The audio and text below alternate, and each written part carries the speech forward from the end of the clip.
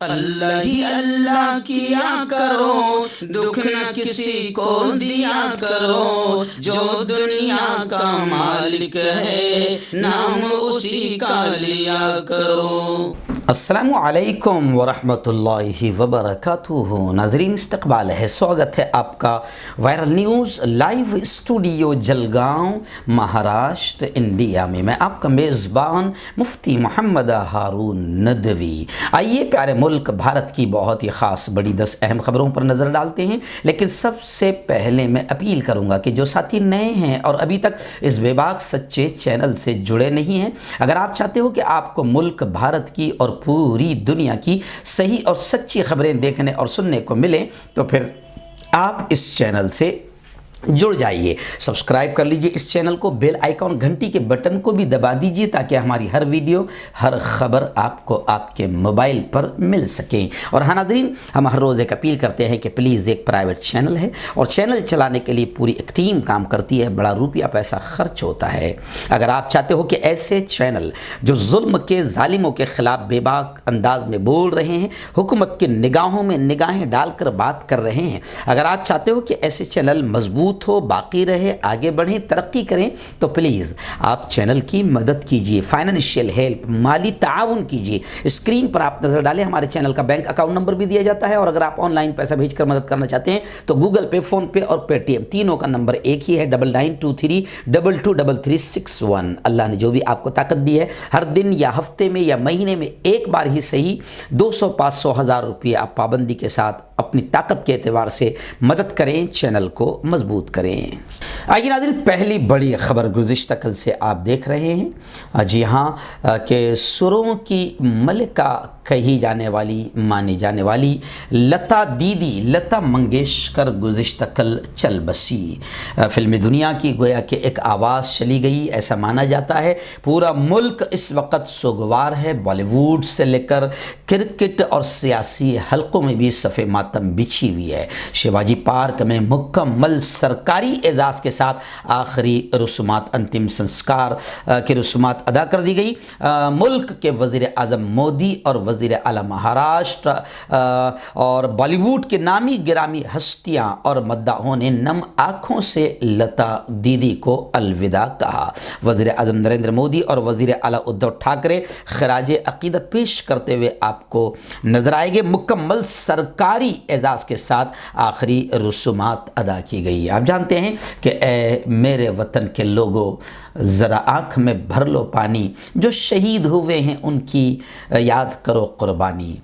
बस ये मशहूर नगमा और गीत गाने वाली लता दीदी चल बसी और यूँ समझिए कि सुरों की मलिका जिसे कहा जाता था, गुज़िश्ता कल जवानों ने भी उन्हें आखिरी सलाम पेश किया और मद्दाहों की भीड़ आखिरी दीदार के लिए उमड़ पड़ी। आइए नाज़रीन, दूसरी बड़ी खबर आ रही है। जी हाँ, आप जानते हैं कर्नाटक के कॉलेजों में हिजाब को लेकर बेटियों की वीडियो काफ़ी वायरल हुई कि कॉलेज वाले उन्हें हिजाब करने से मना कर रहे हैं और हिजाब लगाने वाली मुस्लिम बेटियों को अपने कॉलेजों में एंट्री नहीं दे रहे हैं। और भगवा आतंकी जहन रखने वाले शरारती, नफरती चिंटू माहौल को ख़राब कर रहे हैं। हालांकि उनको अक्ल होनी चाहिए कि हिजाब में औरत की हिफाजत है और औरत अपनी हिफाजत करना चाहती है तो उन्हें हिफाजत करने दो, क्योंकि सरकार खुद कहती है बेटी बचाओ, तो हिजाब में बेटी बचेगी और नंगी रहेगी तो फिर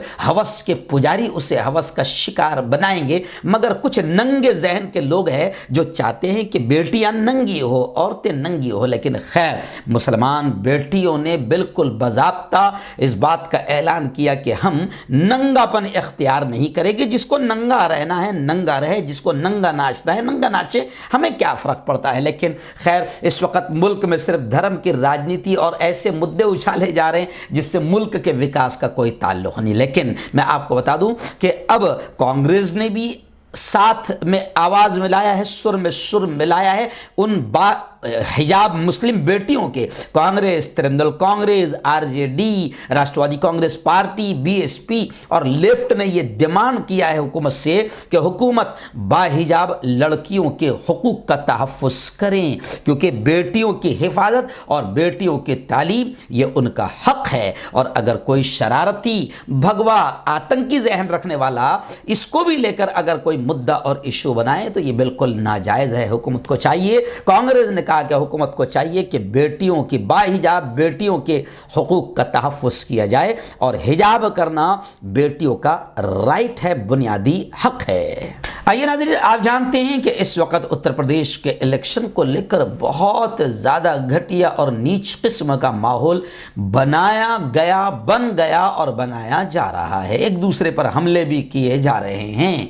जी हाँ, कभी कुछ हमले जो है अलग अलग मकासद के तहत होते हैं तो हमले हो रहे हैं, लेकिन अब इलेक्शन कमीशन ने साफ तौर से ये कहा है कि स्टार जो कैंपेनर है पार्टियों के, उन्हें मुनासिब सिक्योरिटी फराहम की जाए।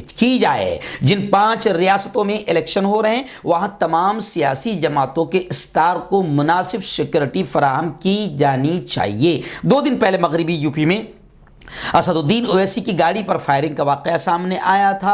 ऐसे ही राहुल गांधी की भी खबरें आ रही है। और अब जाहिर बात है कि उत्तर प्रदेश का इलेक्शन बड़ा मानी खेज इलेक्शन है, और यूपी इलेक्शन को जीतने के लिए पार्टी हर किस्म का नीच और घटिया से घटिया हथकंडा भी पार्टियां इस्तेमाल करेगी। इसलिए इलेक्शन कमीशन ने कहा है कि जितने स्टार कैंपेनर हैं उनको मुनासिब सिक्योरिटी फराहम की जाए। आइए नाज़रीन, वसीम त्यागी को लेकर बड़ी अजीब खबर आ रही है। जी हाँ, वसीम त्यागी की, बेचारा वसीम गोद में बैठा पुजारी के और मंदिर में गया। उसका ख्याल ये था कि कम से कम मैं अब बच जाऊंगा, मुझे पूरा सपोर्ट मिल जाएगा, मैं क्या कहते खबीस की गोद में बैठ जाऊंगा तो एक खबीस दूसरे खबीस को बचा लेगा। लेकिन वैसा नहीं हुआ है। वसीम त्यागी की मुश्किलात बढ़ती जा रही है, और वसीम त्यागी यानी जो जितेंद्र त्यागी है उसके खिलाफ एक और मुकदमा दर्ज हो गया है। इस्लाम से मुर्तद होकर हिंदू मजहब इख्तियार करने वाले विवादित शख्सियत के मालिक वसीम रिजवी उर्फ जितेंद्र त्यागी की मुश्किलात में इजाफा हो रहा है। हरिद्वार के धर्म संसद में मुसलमानों के खिलाफ जो भड़काऊ तकरीर करने पर जेल में बंद रिजवी के खिलाफ एक खातून ने सादतगंज कोतवाली में मुकदमा दर्ज कराया है। उस खातून का, उस लेडी का इल्ज़ाम है कि वसीम रिजवी उर्फ त्यागी के बहकावे में आकर उसके वालिद ने उसने मुबैना तौर पर जिनसी ज्यादती की है। मुतासिर ने इल्ज़ाम लगाया है कि वसीम और उसके वालिद की ऑडियो वायरल हो रही है, जिससे वाज़े होता है कि वालिद ने वसीम रिजवी के कहने पर ही उसका जिनसी इस्तेसाल किया है। तो खैर, ये तमाम लोग जिनसी स्कैंडल में भी फंसे हुए एक नंबर के नीच और घटिया किस्म के लोग हैं।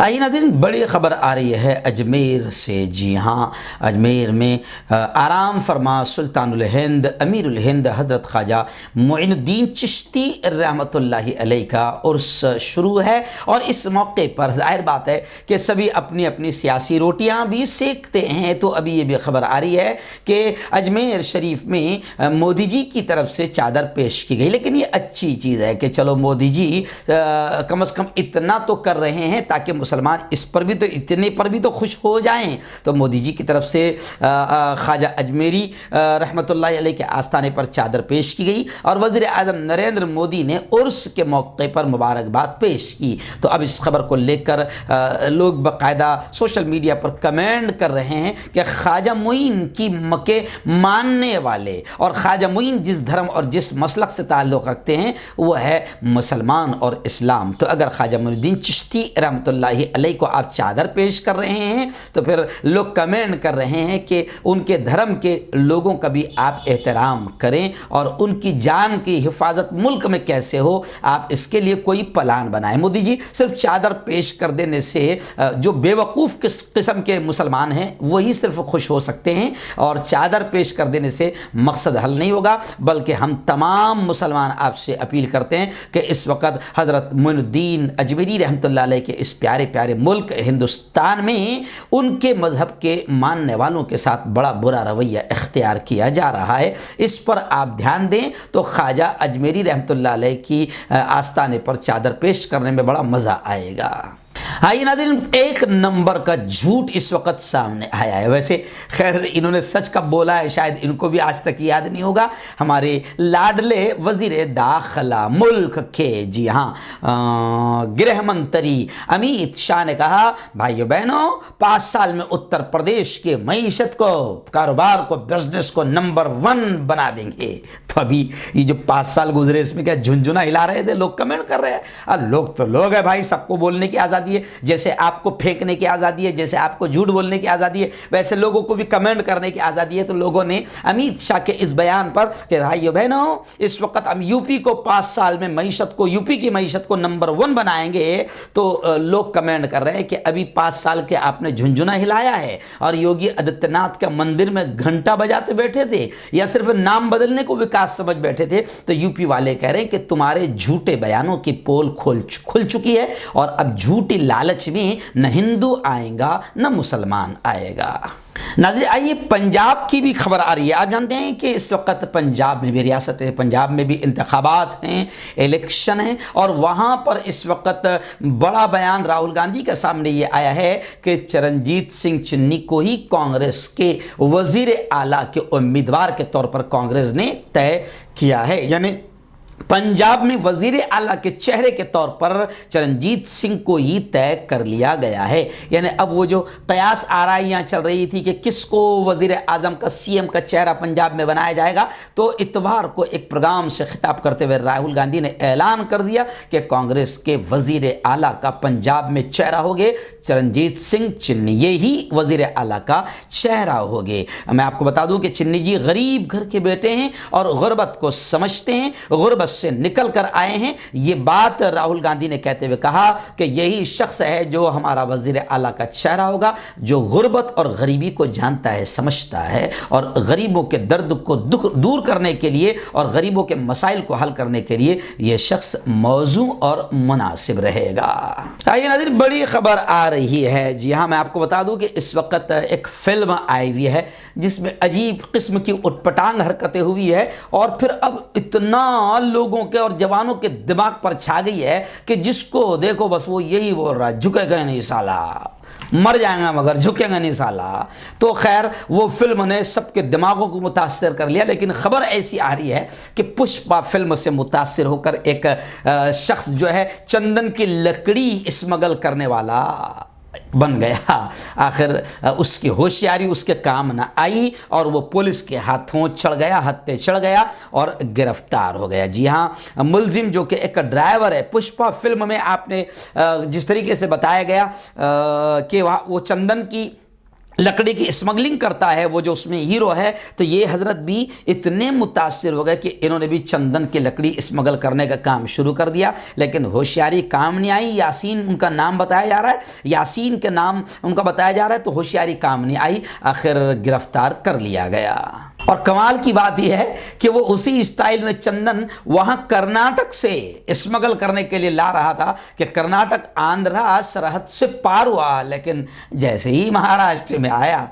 तो महाराष्ट्र है, महाराष्ट्र में उसे पकड़ लिया गया। सांगली जिला के मेराज नगर में गांधी चौक के इलाके में जैसे ही वो दाखिल हुआ, पुलिस ने पकड़ लिया और उसके ट्रक से 2,45,00,000 रुपए की लाल संदन की लकड़ी जब्त की है। तो कई बेवकूफ़ है जो फिल्म स्टाइल को इख्तियार करना चाहते हैं, जबकि मैं अक्सर ये कहता हूं कि फिल्मों में जो कुछ होता है वो फिल्म और यूं ही बस कहानी होती है। कोई फिल्म देखकर इश्कबाजी करने लगे या फिल्म देखकर स्मगलिंग करने लगे या फिल्म देखकर वो अंडरवर्ल्ड बनने का डॉन बनने लगे तो जाहिर बात है उसकी होशियारी उसके काम नहीं आएंगी।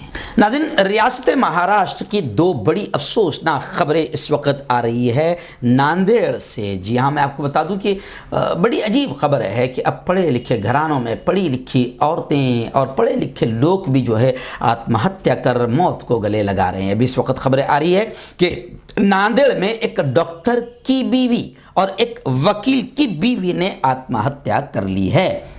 जी हाँ, ये दोनों वाक़या तालीम याफ्ता पढ़े लिखे एजुकेटेड घरानों में रूनुमा हुए हैं, जो शहर में चर्चा का विषय मौजूए बहस बन हो चुके हैं। तफसीलात के मुताबिक शहर के विवेक नगर में इलाके में रहने वाली फैमिली की यहाँ पर श्री भास्कर कृपा नाम से बिल्डिंग है, जहाँ पर एडवोकेट गजानन, उनकी बीवी शिल्पा यानी गौरी और वकील के वालिदैन और एक बेटा रहता है। एडवोकेट गजानन की बीवी ने बाथरूम में शावर के पाइप को ओढ़ने बांधी और आत्महत्या कर ली। वाक़या सुबह 7 बजे के करीब रूनुमा हुआ। ऐसे ही दूसरा शिवाजी नगर के डॉक्टर लेन इलाके में कि एक डॉक्टर की बीवी ने घर में, जबकि विवेक नगर में डॉक्टर की बीवी ने भी इसी तरीके से घर में आत्महत्या कर ली है। अब ये दोनों वाक़े जो नांदेड़ में हुए हैं, पढ़े लिखे घरानों में पढ़ी लिखी औरतों ने आत्महत्या की है, जिसकी वजह से पूरे शहर में इसकी काफ़ी चर्चा है। आई नाज़रीन, इस वक्त रियासत उत्तर प्रदेश के देवबंद से बड़ी खबर आ रही है। आप जानते हैं कि इस वक्त देवबंद मौजूए बहस बना हुआ है, क्योंकि देवबंद में असदुद्दीन ओवैसी ने मदनी ख़ानदान के चश्मो चराग को टिकट देकर सियासी तौर पर हलचल मचा दी है। लेकिन अब बड़ी अफसोसनाक खबर यह आ रही है कि देवबंद में ज़बरदस्त प्रोग्राम रखा गया था असद ओवैसी साहब का, और ख़ुद जाहिर बात है कि पूरा प्रोग्राम तय होता है, लेकिन असद ओवैसी देवबंद नहीं पहुंचे, जिसकी वजह से हामियों में, समर्थकों में ज़बरदस्त मायूसी छा गई है और मुख्तलिफ किस्म की चर्चा शुरू हो गई है। अब बिहार के जो सूबाई सदर है MIM के अख्तरुल ईमान, वो भी इस वक्त प्रचार के लिए यूपी पहुंचे हुए, तो उन्होंने यूँ समझिए कि SP और कांग्रेस पर मुस्लिम क़यादत को ख़त्म करने का इल्ज़ाम लगाया है। अब लोग हंस भी रहे हैं अख्तरुल ईमान के इस बयान पर कि भाई असदुद्दीन ओवैसी नहीं आए हैं तो इसमें SP और कांग्रेस का क्या लेना देना। यानी मसला यह है कि अगर वारिस पठान के मुंह पर अगर इंदौर में कालक पोत दी जाए तो कांग्रेस बदमाशी कर रही है। ये सब तमाम चीज़ों पर लोग हंसते हुए भी नजर आ रहे हैं। लेकिन खैर, मामला जो भी रहा हो, असदुद्दीन ओवैसी इल्मी दीनी तहरीक सरजमीन को, देवबंद में असदुद्दीन ओवैसी को पहुंचना चाहिए था। लोग इस किस्म की चर्चा कर रहे हैं और उनके न पहुंचने से अलग अलग किस्म की बातें भी हो रही है और हामियों में, समर्थकों में काफ़ी मायूसी नजर आ रही है। अब वाक़या जो भी रहा हो, इसकी तफसीलात पूरी खबर में नहीं बताई जा सकती।